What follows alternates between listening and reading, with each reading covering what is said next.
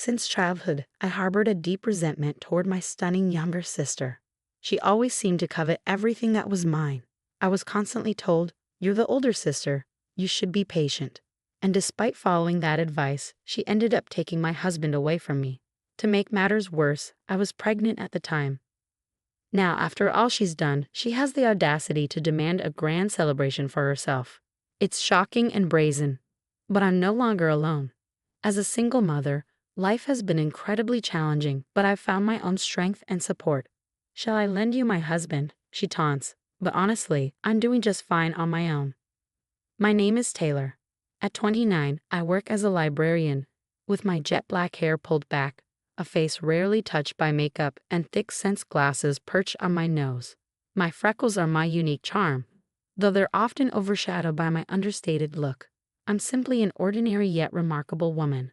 In stark contrast, my younger sister Yasmin, just a year younger than me, is slender with fair skin, her beautifully curled hair always styled to perfection. With her expertly applied makeup and dazzling smile, she greets everyone with a charismatic American flair. It's hard to believe she comes from the same parents as me, given how strikingly beautiful and charming she is. Our parents showered her with adoration, the beauty who was loved by everyone. The disparity in the affection we received was glaring, and I found myself always in the background, yearning for their attention. Determined to make a difference despite my appearance, I threw myself into everything with relentless dedication. I poured my heart into my studies, convinced that while I couldn't change how I looked, I could transform my future through hard work. As a shy student with few friends, I spent my free time studying at home. And on weekends, while my classmates enjoyed their time outside, I was confined to my room, absorbed in my books. My relentless focus on academics paid off, and I earned a place at a prestigious, nationally renowned school. I hoped that Yasmin's disinterest in academics would finally give me a break from our constant competition. But to my utter disbelief, the following year, she was accepted into the same prestigious school. "You got into the same school as Taylor. You must have worked so hard. Not only are you beautiful, but you're smart too."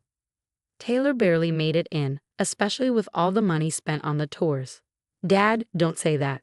I just happened to study what was on the exam, that's all," my sister boasted with a smile directed at me.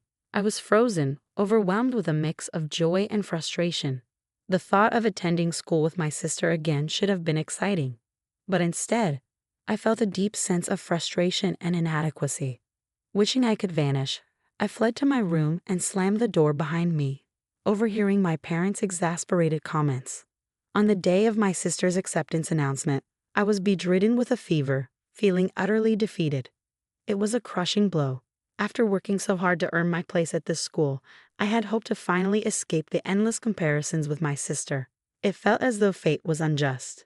Yasmin seemed to excel at everything effortlessly, always topping the grades and showcasing talents I couldn't match. I know that being negative and envious isn't productive, but it's difficult to stay positive in situations like this. No one seemed to understand what I'm going through, so I find myself burying my head in my pillow, silently crying out of frustration. I can't help but feel a deep-seated resentment toward Yasmin. Since my beautiful and charming younger sister started high school, she quickly became the center of attention, with even rumors swirling about her potential modeling career. My own high school life, once filled with its own moments, took a turn for the worse as I faced teasing from the boys in my class. "Yasmin, isn't your little sister the one in the first year? You two don't look anything alike." "Give me a break. I'm always being compared to my sister," I'd retort, though those days felt like an endless struggle. I began to withdraw from others, feeling like I was living through a personal hell. As a naturally shy person, I isolated myself further, speaking only minimally in class and losing myself in my beloved books. Even when there were opportunities to connect with boys I had feelings for, I never had the courage to approach them. Meanwhile, my striking sister seemed to have an uncanny knack for navigating those social situations with ease, almost like a hawk spotting its prey. "Big sis, you're interested in that boy from the news club, aren't you?" I was taken aback by her keen observation. I turned to her, meeting her sweet smile with a mix of annoyance and resignation. Her response was predictable. "You might want to reconsider. I dated him for a while, but it was so dull. I broke up with him quickly." My sister had a habit of belittling anyone I had even a hint of interest in. always swooping in to date and then discard them. Her string of boyfriends seemed endless, yet no bad rumors ever followed her, likely because her charm and looks kept men enchanted despite her fickleness. If only I had her appearance, I could live more genuinely without causing hurt. Life felt so unfair. After graduating from high school, I finally enjoyed a period of peace, despite my sister following me to the same university. Fortunately, the campus was so large that our paths rarely crossed. Grateful for the chance to live independently, I took up our parents' offer and chose to attend a prestigious university. This was my opportunity to step out of my sister's shadow and embrace a new chapter in my life. At university, I began dating a boy from my club, who would later become my first husband, Harry. I earned my librarian's qualification and started working at a library after graduation, while Harry secured a job at his dream company. Our professional lives were thriving, and after some time of marriage, I became pregnant with a girl. Life was calm and fulfilling, and I believed it would continue smoothly. However, my sister's return began to disrupt our peaceful life. After facing difficulties at her job in Chicago, she resigned and came back home, unsettling the routine we had built. "Big sis, I'm back again," Yasmin would announce as she frequently dropped by our house for dinner. I wondered why she couldn't just eat at home, but she insisted on having homemade food. It turned out that our mother, who usually does the cooking, had hurt her back and was now relying on ready meals and takeout. Whenever Yasmin visits, the dinner table seems to light up. Harry, who normally avoids cooking and complains even when I suffer from morning sickness, becomes surprisingly enthusiastic in the kitchen whenever Yasmin is around. When I buy ready meals, Harry's cooking seems to taste even better.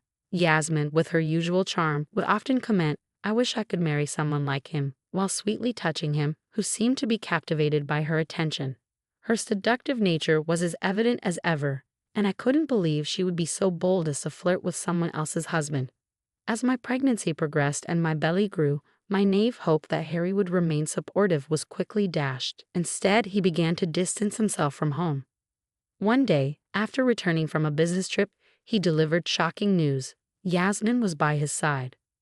"I'm sorry, but I want a divorce. I want to build a new future with Yasmin," Harry said. "What? You're saying this when we're about to have a baby?" I was stunned, and our views naturally clashed.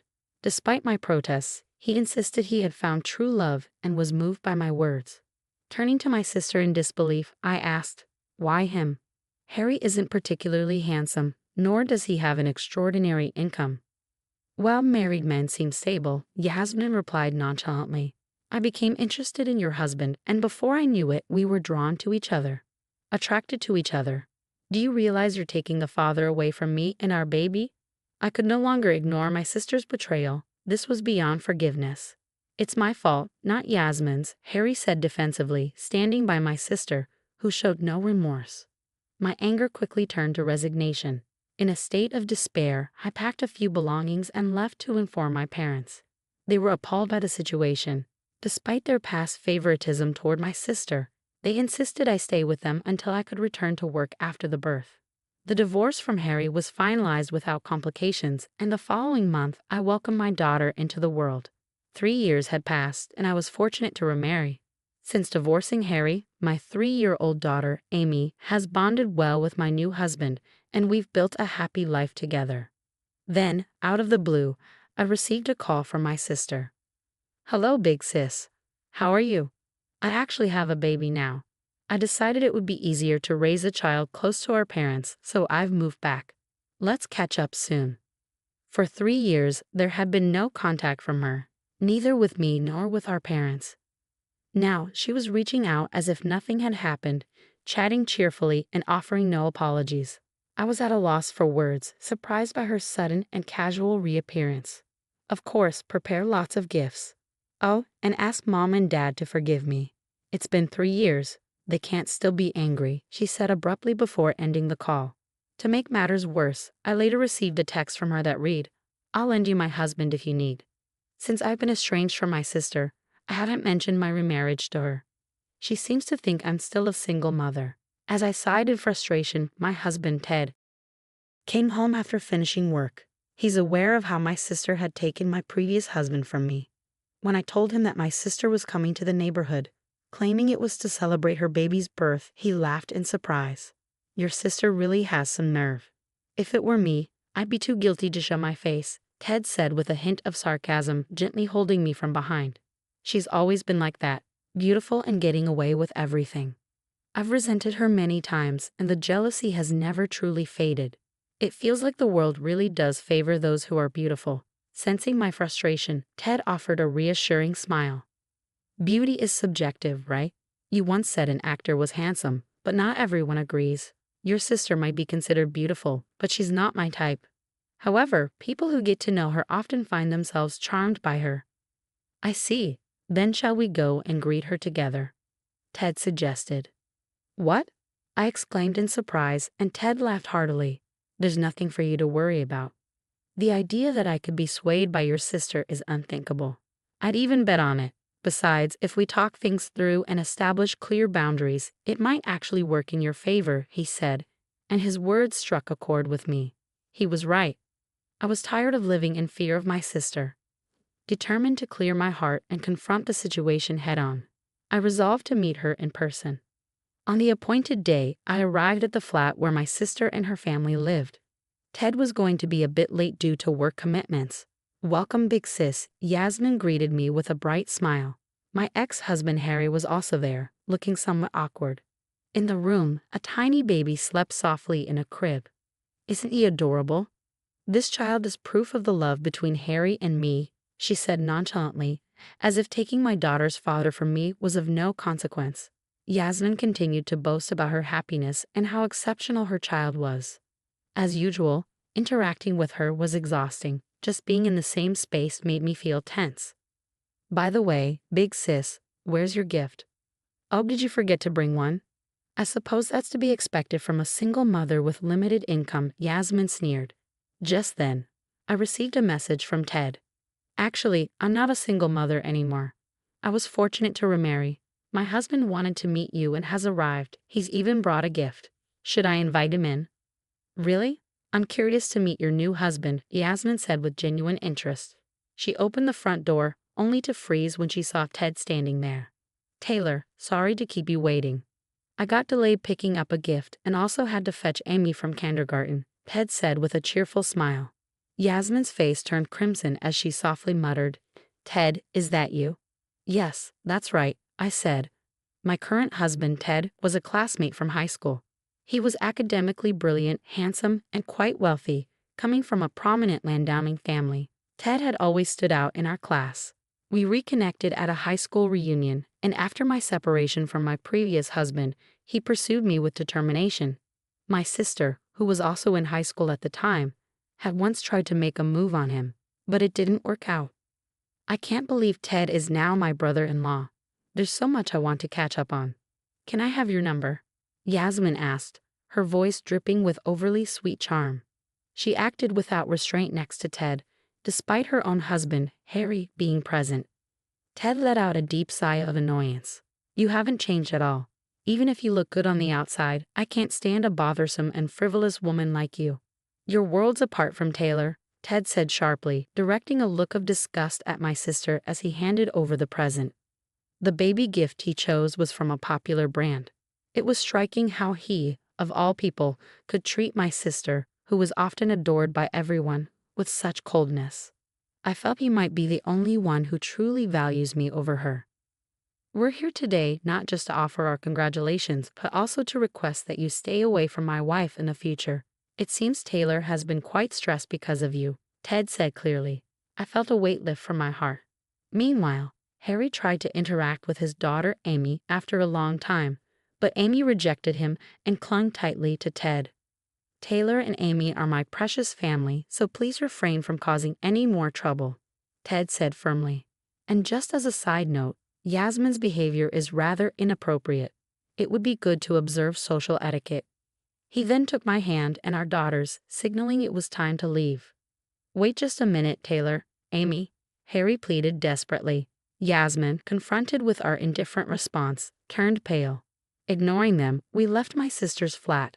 I later heard from my parents that Yasmin had decided to divorce Harry. It seems her remarriage to someone like Ted had really unsettled her. She compared Harry to Ted in terms of appearance, personality, and income, which led to a major argument. Yasmin returned home and made a flippant apology, but she still attempted to meet with Ted. It's clear she's clinging to some hope, but it's futile, as Ted has made it clear he dislikes women like her. On my husband's advice, I've completely severed all contact with my sister. After changing jobs, she had an affair with a married supervisor, which was discovered by his wife. Now my sister is being sued by the supervisor's wife. Despite her ongoing allure, it's clear that some parts of her remain unchanged. I can laugh off the stories about her because I'm deeply content with my own family. My husband and daughter bring me immense joy. Currently, I'm pregnant with our second child. My husband and daughter are eagerly anticipating the arrival of our new family member. My husband finds solace in gently rubbing my belly and often expresses how at peace he feels. We're all excited for our future as a family of 4. While physical beauty can influence one's path in life, relying solely on looks is undeniably challenging. I'm focused on personal growth and moving forward without comparing myself to others.